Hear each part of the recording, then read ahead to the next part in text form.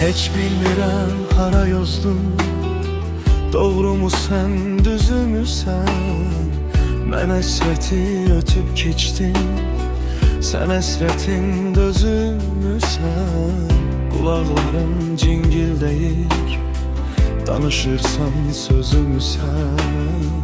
İstərəm ki yuxumdan da gəlib səni alan olsun.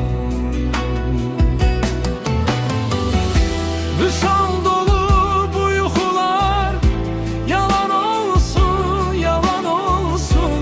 Mənə qalan xatirədir, unudulsun, talan olsun. Mənim kimi heç kəs səni sevməyəcək bir daha. Get xoşbəxtliyi axtar, mənsiz bu dünyada. Vüsal dolu bu yuxular yalan olsun, yalan olsun. Mənə qalan xatirədir, unudulsun, talan olsun. Mənim kimi heç kəs səni sevməyəcək bir daha. Get xoşbəxtliyi axtar, mənsiz bu dünyada.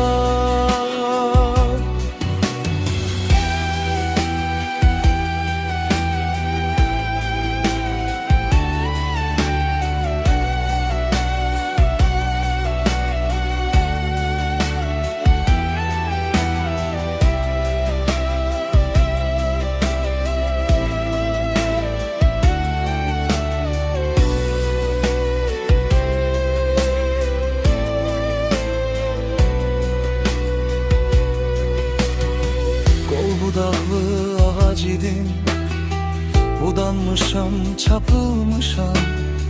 Həmdəm gedib kölgəm itib, mən özümə qapılmışam.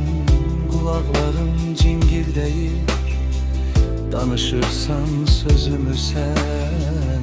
Amma məni itirən gün, itirmisən özünü sən.